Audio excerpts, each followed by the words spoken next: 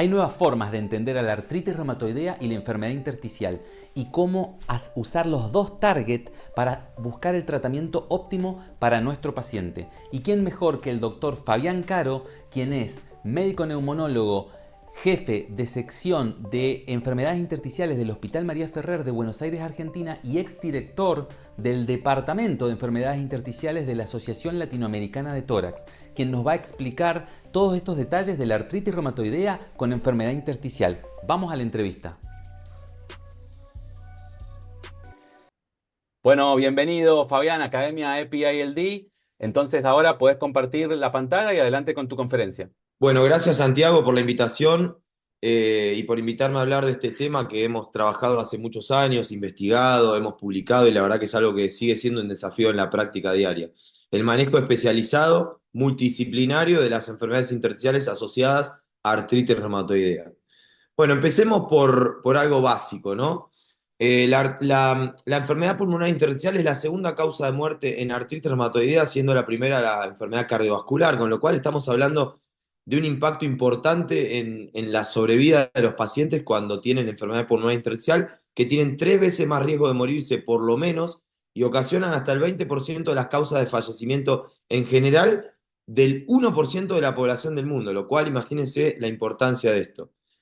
No sabemos bien cuál es la prevalencia de enfermedad pulmonar intersticial en artritis reumatoidea, como de otras enfermedades autoinmunes, porque no hay estudios perfectamente diseñados.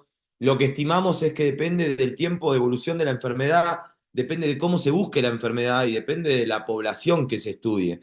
Está entre un 10 y un 40-50% la prevalencia de enfermedad pulmonar intersticial, siendo mucho más frecuente la enfermedad subclínica sin síntomas que la enfermedad clínica, por supuesto. Y que cuando esto ocurre, la artritis reumatoidea, como ustedes pueden ver, a diferencia del resto de las enfermedades autoinmunes, es la única que tiene como patente histopatológica a la UIP, tanto tomográfica como en biopsia, y eso le imprime una peor sobrevida a diferencia de otras enfermedades autoinmunes. Ahora bien, ya que estamos virtual, si ponemos en vivo a quién, cuándo y cómo debemos buscar la enfermedad pulmonar intersticial a un paciente con artritis reumatoidea, ni siquiera Google nos va a poder responder esto, ni siquiera el Google académico, ni siquiera la inteligencia artificial, porque todavía falta evidencia y estudios y guías que nos amparen, pero ya sabemos que hay diferentes factores de riesgo que aumentan las posibilidades de que el paciente tenga enfermedad pulmonar intersticial. Y esto es muy importante para el reumatólogo, que ve muy frecuentemente artritis reumatoidea, que tienen que saber que cuando un paciente con AR tiene una edad adulta, más de 50 años si quieren, o es masculino, sabiendo que la artritis reumatoidea es más frecuente en las mujeres, sin embargo en los hombres es más frecuente que tengan EPID, cuando es un hombre, cuando es exfumador, ni hablar fumador activo. Cuando es cero positivo, esto es algo que hay diferentes escuelas o corrientes, pero los pacientes ACPA y factor reumatoideo positivo son diferentes en el comportamiento articular y pulmonar en la artritis reumatoidea, haciendo un énfasis en esos pacientes que tienen ACPA positivo y sobre todo alto título. Pacientes persistentemente activos o inflamados, ya seas por eritro-PCR o activos por score clinimétrico como el CDAI, SDAI o el DAS28 por eritro-PCR, son todos factores de riesgo que, Santiago, nos tienen que hacer pensar que el médico tiene que escrinear por lo menos o buscar activamente enfermedad pulmonar intersticial. Quiero hacer una mención especial a la actividad de la artritis reumatoidea, en principio, en esto que voy a presentar, en el riesgo de desarrollo de PID. La Corte BRAS de Estados Unidos, exactamente de Boston, estudió la vinculación de la actividad articular medida por DAS28 y el riesgo de desarrollo de enfermedad pulmonar intersticial, y fue la primer cohorte, ya hace unos 3-4 años, que demostró que por cada unidad de DAS28 que aumenta el paciente, aumenta más del 30% el riesgo de enfermedad pulmonar intersticial. Es decir, si uno tiene un DAS28 de 3,5, que es de alta actividad, perdón, de más de 5, que es de alta actividad, es un paciente que tiene mucho riesgo de tener enfermedad pulmonar intersticial. Y si tengo un paciente en remisión, la otra cara, es un paciente que por lo menos tengo menos riesgo de enfermedad cardiovascular y de daño pulmonar intersticial. Con lo cual, el gol de tratamiento es importantísimo cumplir la estrategia T2T, Treat to Target, para que el paciente llegue a la remisión porque aumenta esto el riesgo de enfermedad pulmonar intersticial y por lo tanto de muerte. Philippe Daudet, que es un verdadero reumonólogo francés de París, él hace una propuesta de screening en enfermedad pulmonar intersticial diciendo que primero no hay que esperar a tener síntomas como disnea para buscar enfermedad pulmonar intersticial, sino que en pacientes asintomáticos, cuando uno tiene un factor de riesgo, tabaquismo, edad adulta, hombre, actividad articular persistente, en sobre todo pacientes seropositivos con AR, son pacientes que tenemos que hacer screening. La pregunta que sigue es screening con qué herramienta y cada cuánto. Lo que está claro que no se le puede hacer tomografía a todos los años, por lo tanto entra en juego la ultrasonografía, o sea, la ecografía pulmonar en búsqueda de líneas B y anormalidades pleurales, irregularidades pleurales, o la tomografía de baja dosis, o por lo menos la ocultación. Después seguramente vamos a hablar más profundo de esto. Nuestro grupo, junto con dos grupos de reumatología de Argentina, hemos estudiado una población que no, hasta el día de hoy no está suficientemente estudiada, que es la población de artritis reumatoidea temprana, es decir, aquellos pacientes que tienen artritis reumatoidea hace menos de un año, y estos pacientes, cuando les hacemos un screening razonable, en este caso a todos les hicimos tomografía, lo cual no sería una buena herramienta de screening por el riesgo que asume, pero fíjense que incluso en pacientes asintomáticos con AR temprana, con una mediana de tiempo menor a un año, 6 meses, incluso muchos de ellos sin DIMARD al momento del screening, encontramos que ya 7,5% tenían una enfermedad pulmonar intersticial significativa, que posiblemente empezó antes del AR, y sobre todo 72% tenían patología de la pequeña vía aérea sin encontrar otra causa, como puede ser exposición a algún tóxico, algún trabajo, tabaco activo, asma bronquial, etcétera, lo cual esto se vincula absolutamente con la patogenia de la artritis reumatoidea. Y lo más importante, fíjense que una herramienta que correlacionó significativamente con la PID fue la ocultación de rales velcro, con lo cual sabemos en base a este trabajo y a otras cohortes de screening que la ocultación, que es algo barato, sencillo, tiene que estar en el cajón de todo reumatólogo, porque en algún momento hay que ocultar al paciente, porque posiblemente tenga una sensibilidad no adecuada para el screening, pero con una sensibilidad del 60%, por lo menos me ayuda a dividir un poco las aguas. Por supuesto que a los pacientes con alto riesgo hay que hacerles o ecografía pulmonar o tomografía de baja dosis o hacer una herramienta de screening un poco más importante o directamente cuando tienen alto riesgo ya tiene indicación de tomografía. Eso después lo vamos a hablar con vos, Santiago, y nos vamos a meter en el tratamiento, que es el gran debate en la actualidad. Para eso quiero contarles tres cosas importantes. Una es la importancia de la remisión para los neumonólogos o neumólogos o broncopulmonares en Chile. Remisión de la R se mide con score clinimétricos, que puede ser el DAS28 por el litro PCR, el CDAI o el SDAI, y también se estudian scores de calidad de vida como el HAC. Son todos importantes para alcanzar la remisión. Un paciente tiene que estar en remisión absoluta o lo más cercano a la remisión, y ocurre lo mismo en el asma bronquial. O sea, un paciente con artritis reumatoidea que está en remisión, pero que toma 20 miligramos de corticoide o 10 miligramos de corticoide por día, no está en remisión en realidad. Sino que el corticoide le está ocultando una actividad de la enfermedad. Entonces es importante la remisión. Después vamos a hablar de qué DIMARD o qué fármaco modificador de la enfermedad indicar en estos pacientes, ya sea sintéticos o biológicos o pequeñas moléculas, y sobre todo, por último, cuándo indicar antifibróticos. Recordamos que la estrategia T2T o mantener al paciente en remisión disminuye el riesgo de PID, pero también es importante ver el ojo del reumatólogo. El paciente seguramente le llega activo en un principio y como ustedes pueden ver, lo primero que tiene que tratar el médico reumatólogo es en 1 a 3 meses lograr la remisión de lo articular medido con un score clinimétrico el que quieran. Das 28 por el litro por ejemplo. Si eso no ocurre en 3, 2, 3, 4 meses, dependiendo cómo venía el paciente también y dependiendo de cada paciente, uno tiene que buscar el DIMARD biológico, sintético, pequeñas moléculas, lo que fuera, para alcanzar la remisión sostenida. Y si no se alcanza la remisión, Santiago, lo que hay que lograr es alcanzar la más baja actividad posible con el DIMARD adecuado para cada paciente en base a factores comórbidos, elección del paciente y sobre todo también accesibilidad. ¿Por qué digo esto? Cuando un paciente con EPID y artritis reumatoidea tiene mayor actividad, tiene peor sobrevida con respecto a la enfermedad pulmonar intersticial, y esto también puede mostrar en este trabajo muy interesante. Fíjense que en la línea amarilla, en esta curva de Kaplan-Meier, muestran los pacientes con alta actividad, en la verde los de moderada actividad, y en esta tenue los de baja actividad, y en esta azul continua los de remisión. Fíjense que los que tienen peor actividad son los que tienen peor sobrevida de forma significativa, y así sucesivamente hasta alcanzar la remisión. Con lo cual, la estrategia T2T o T2T o Treat to Target, o mantener en remisión sostenida al paciente, es fundamental para disminuir el riesgo de PID y disminuir el riesgo de muerte cuando el paciente ya tiene PID.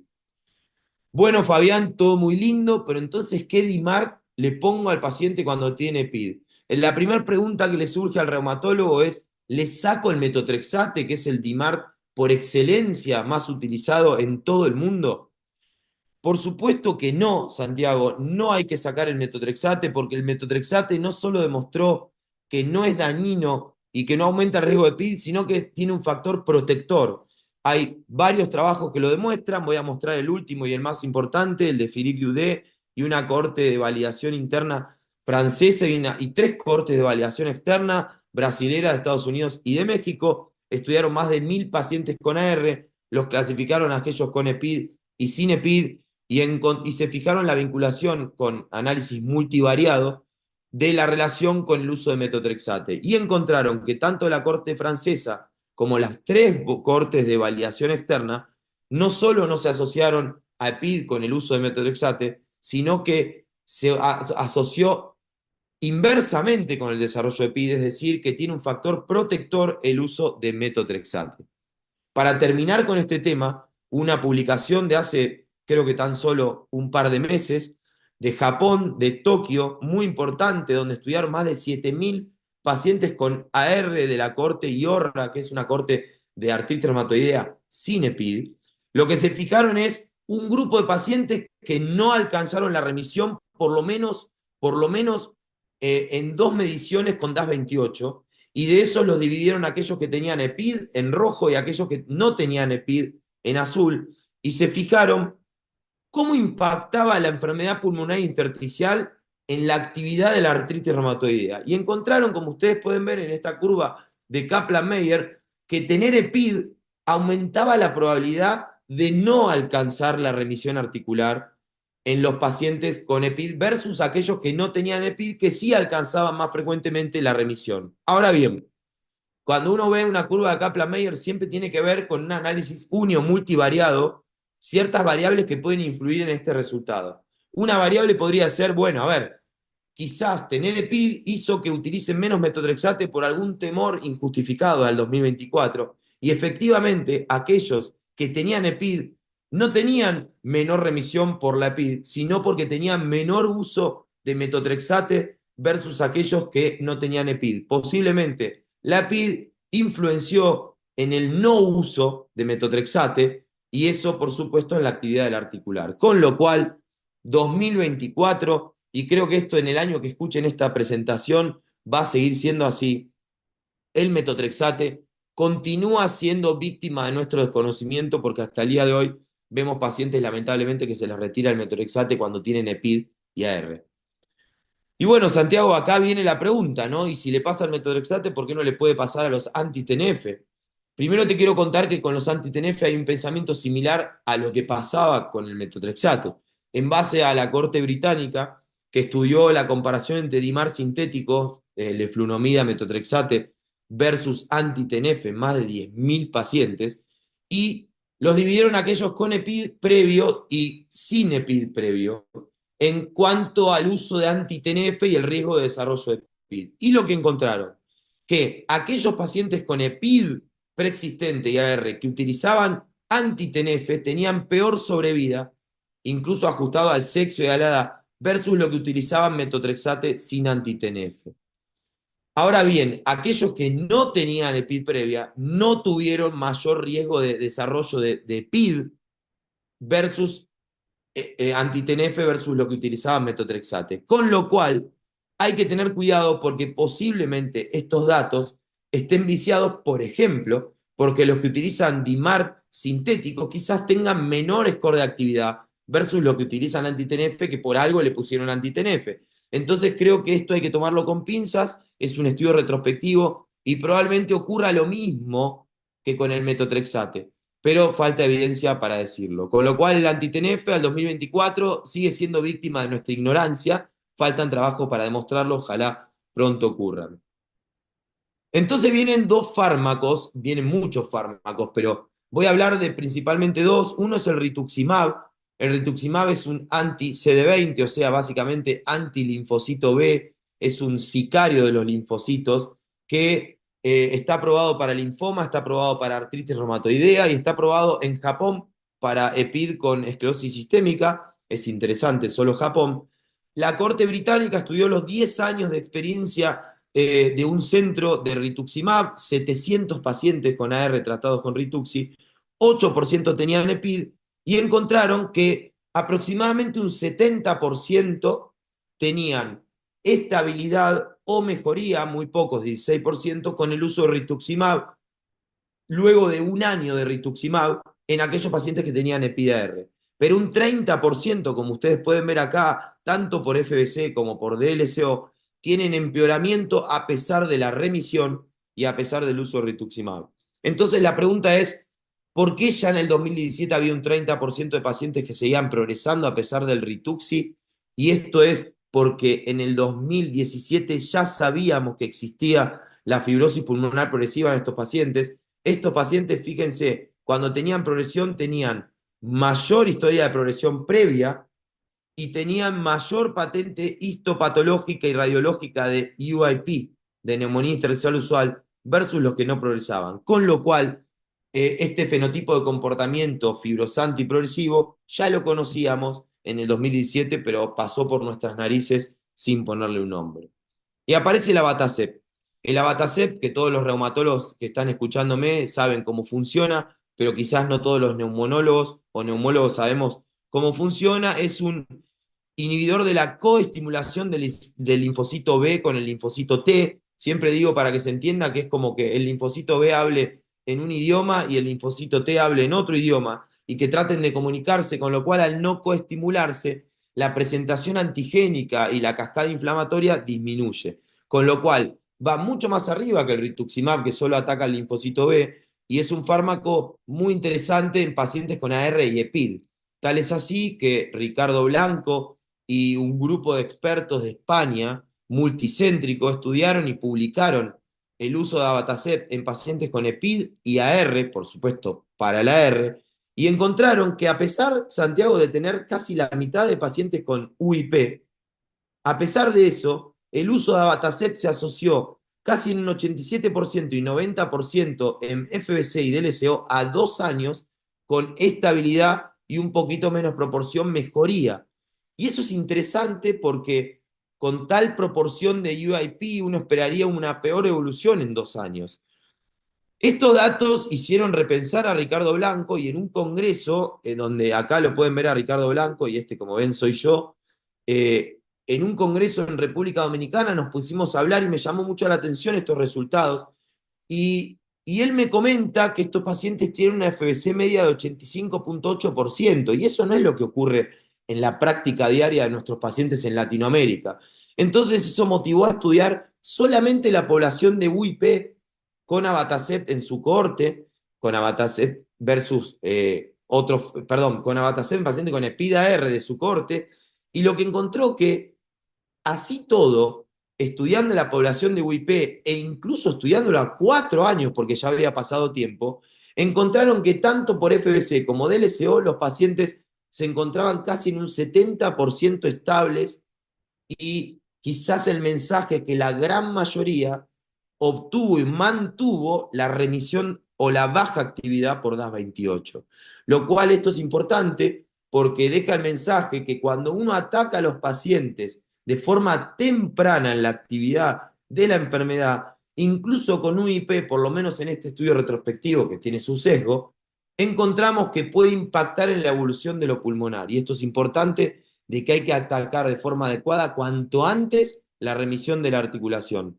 Y eso motiva que en las guías españolas ya del 2017 de AR y en la vinculación con pacientes con EPID, proponen al abatacept como la opción más segura y segunda al rituximab en pacientes con AR que tienen compromiso pulmonar intersticial.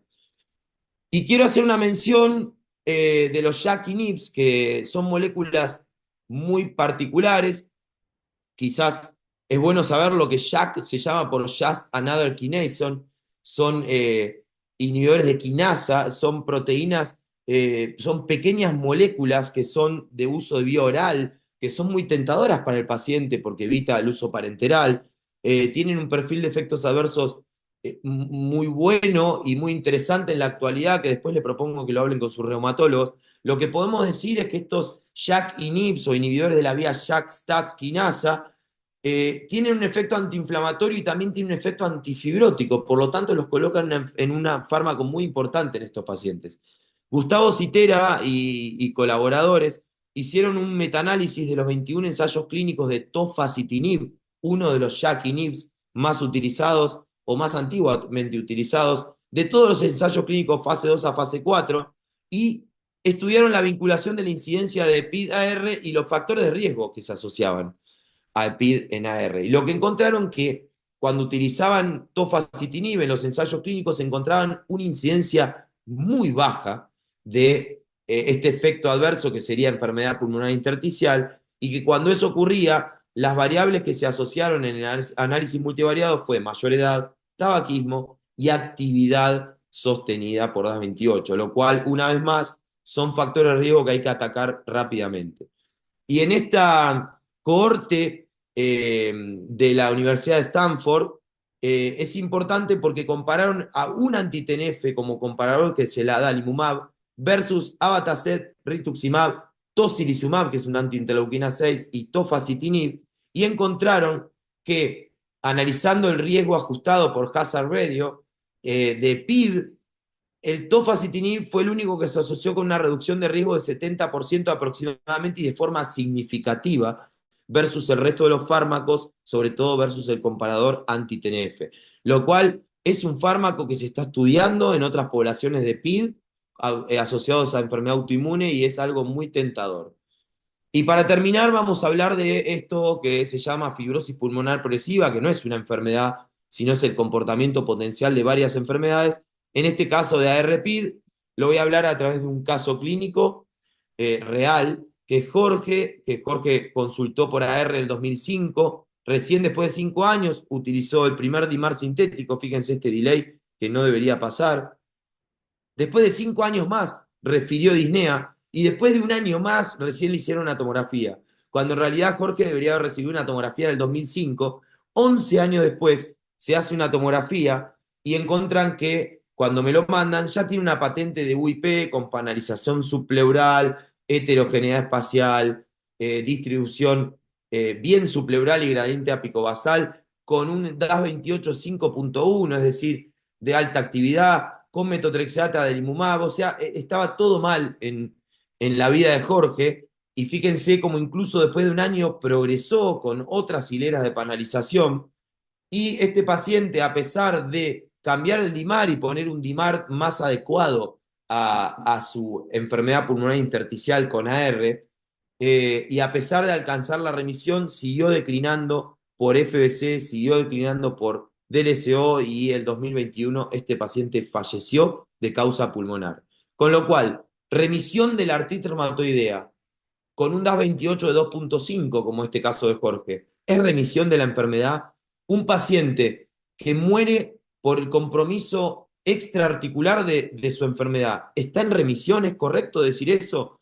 Bueno, todavía hay temas para desarrollar y con dilema. Lo único que puedo decir es que la fibrosis pulmonar progresiva es el comportamiento evolutivo y fenotípico de muchas enfermedades que en artritis reumatoidea hay que tener principal observación porque podría ser más frecuente que en otras enfermedades pulmonares intersticiales asociadas a autoinmunidad por la patente de UIP y que le impactan la sobrevida de los pacientes.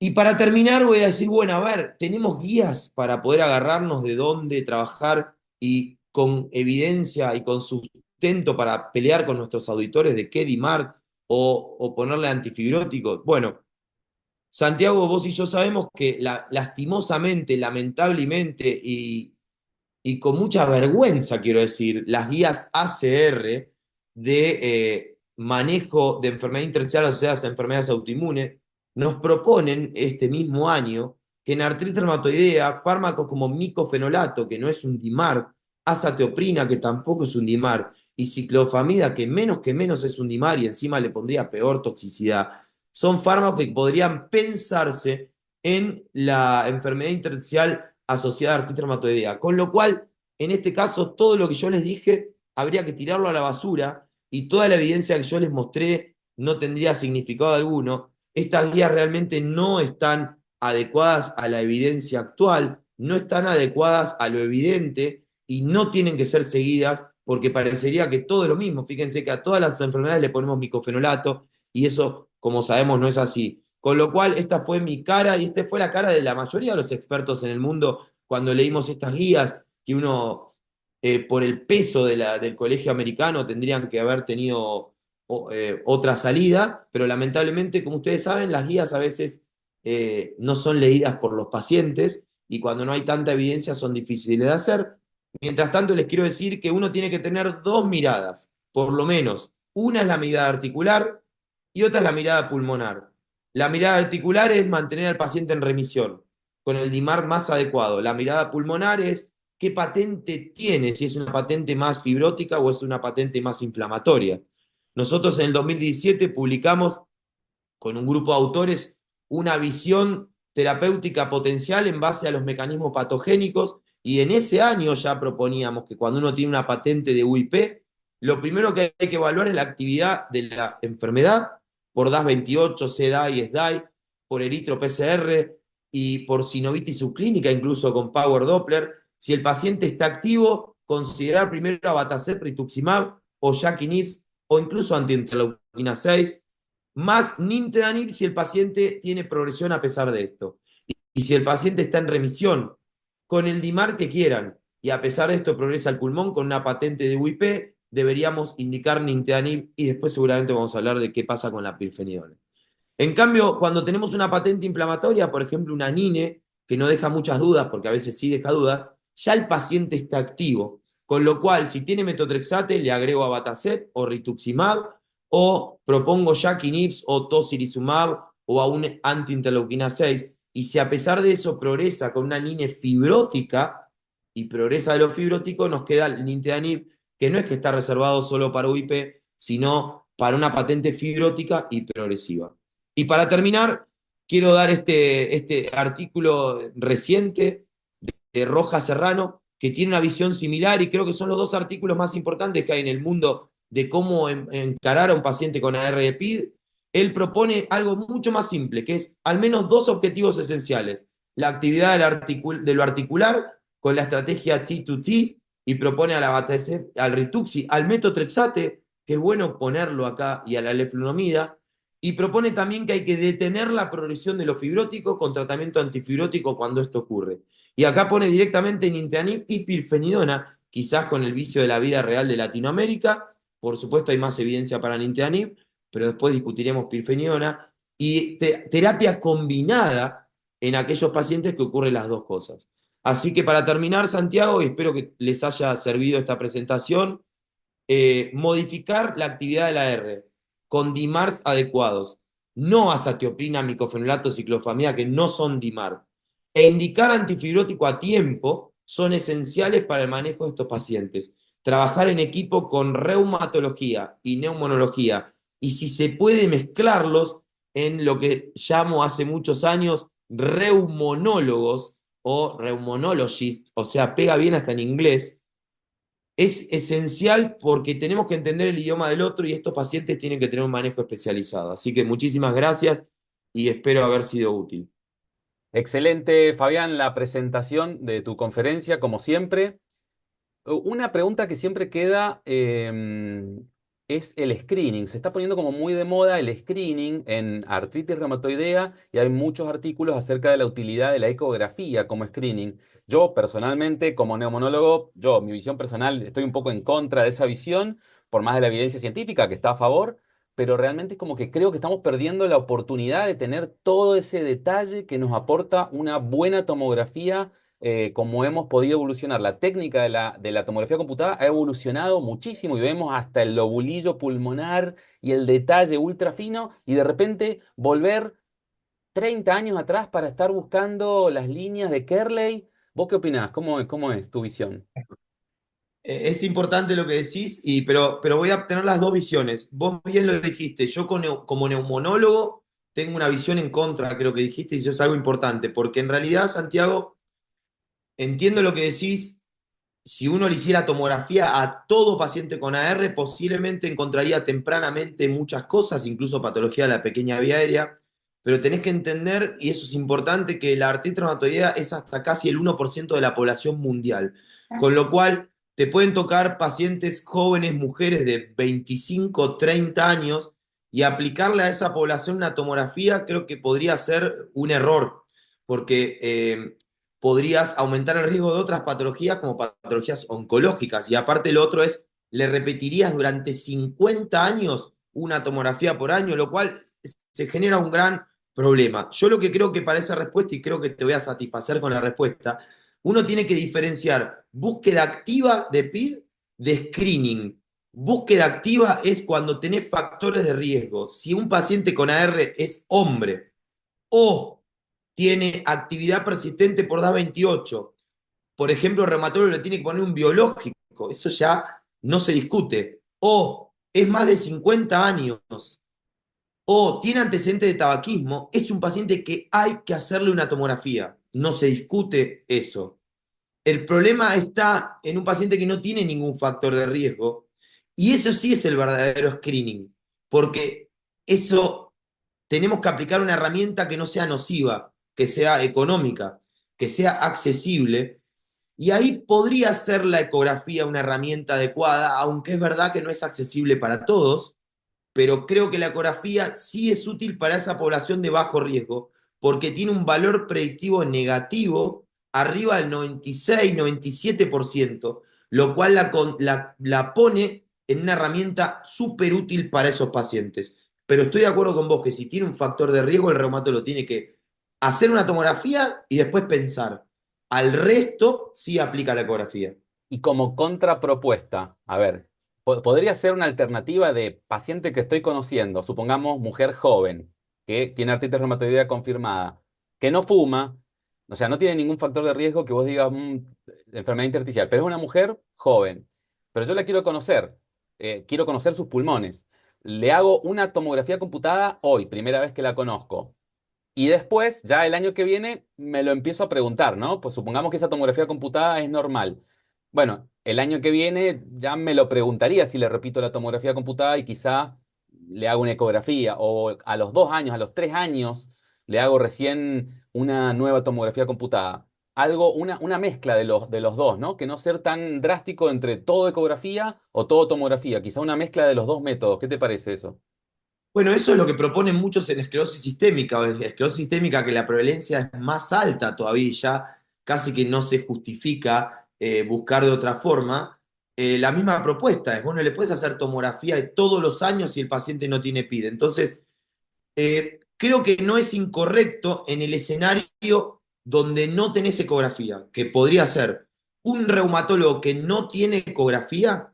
Yo pienso que hoy en la vida real lo más correcto es, no importa factor de riesgo, le hago una tomografía, si se puede baja dosis mejor, y si es normal, después lo sigo con ecografía. Eso sí sería una propuesta válida. Ahora, si tenés al alcance de la mano ecografía, el valor predictivo negativo de PID es tan alto, es decir, no se te va a pasar un enfermo, que una ecografía evita la necesidad de hacer una tomografía.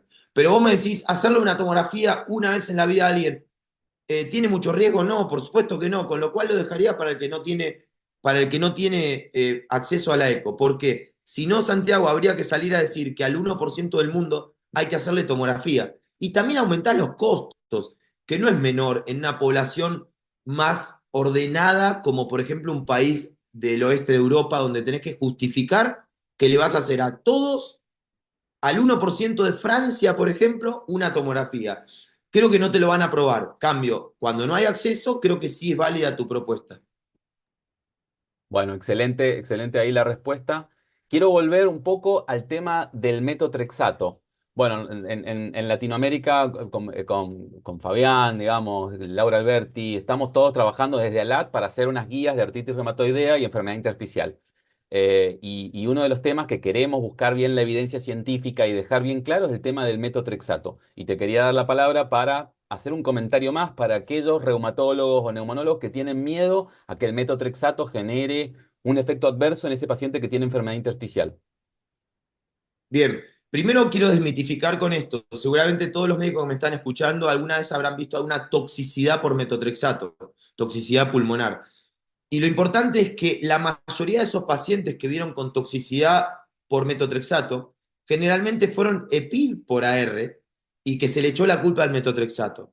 Cuando hay toxicidad por metotrexato, que por supuesto existe y es menor al 1%, es muy rara, posiblemente la vea una vez en la vida un reumatólogo, es generalmente al primer año de uso de metotrexato, sobre todo los primeros meses, tiene vidrio esmerilado, no tiene nada que ver con una patente fibrótica. Entonces, como la PID es tan prevalente en AR, cuando uno ve PID por AR y el paciente está con metotrexato, le echa la culpa al metotrexato. Y lo voy a terminar de desmitificar pensando en otra población.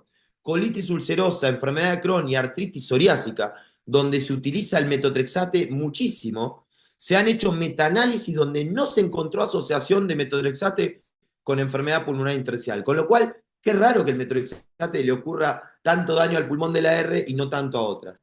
Ni hablar que lo que mostré del trabajo de Philippe Houdet termina de desmitificar y está la corte Eras y Eran de Reino Unido que mostraron lo mismo. Con lo cual, el metotrexate es un fármaco seguro para el pulmón e incluso necesario para el pulmón cuando alcanza la remisión. No hay que tenerle miedo, Santiago. Al contrario, hay que tenerle miedo a no tenerlo, el metotrexate. Totalmente, totalmente de acuerdo. Está, ahí creo que quedó claro y espero que podamos con las guías de artritis reumatoidea y enfermedad intersticial de ALAT poder dejarlo bien claro con la evidencia científica que lo avala, por supuesto. Y la última pregunta que te quiero hacer, Fabián, es sobre el tema de, bueno, fibrosis pulmonar progresiva en contexto de artritis reumatoidea. Tenemos más evidencia sobre el uso de nintedanib, pero la pirfenidona, bueno, en la vida real, por diferentes motivos de la aseguradora de salud, de la obra social, se utiliza en algunos países. Y también quería preguntarte sobre el estudio TRAIL, que fue controvertido a la hora de la publicación de sus resultados. Yo creo que ese estudio, el Trail, eligió mal el endpoint primario, porque en el endpoint secundario, que es mililitros de capacidad vital forzada, como que le termina dando positivo, le termina dando a favor, pero en el endpoint primario le termina dando mal, le termina dando negativo. Y aparece que hubiera como un boicot contra la pirfenidona en todos los trabajos de pirfenidona y FPP, ¿no? ¿Qué opinas un poco al respecto sobre pirfenidona en artritis reumatoidea? Bueno, es una muy buena pregunta porque la vida real obliga a preguntarse eso. Como vos dijiste, a veces en algunos países hay más acceso a pirfenidona y es una pregunta que me hacen siempre.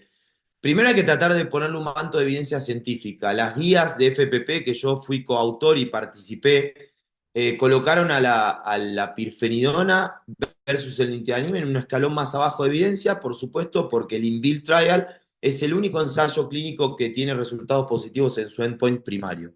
Ahora bien, como bien dijiste, Santiago, al trail, que es un ensayo clínico hecho en Estados Unidos, multicéntrico, comandado por el grupo de Boston, donde estudiaron AR con EPID. AR con EPID, no que venían progresando, AR con EPID, fibrótica, pirfenidona versus placebo, lamentablemente le pasó algo que se llama pandemia COVID-19 y eso disminuyó el reclutamiento prácticamente a la mitad, con lo cual el endpoint primario a pesar de ser mal elegido, y opino como vos, no dio significativo.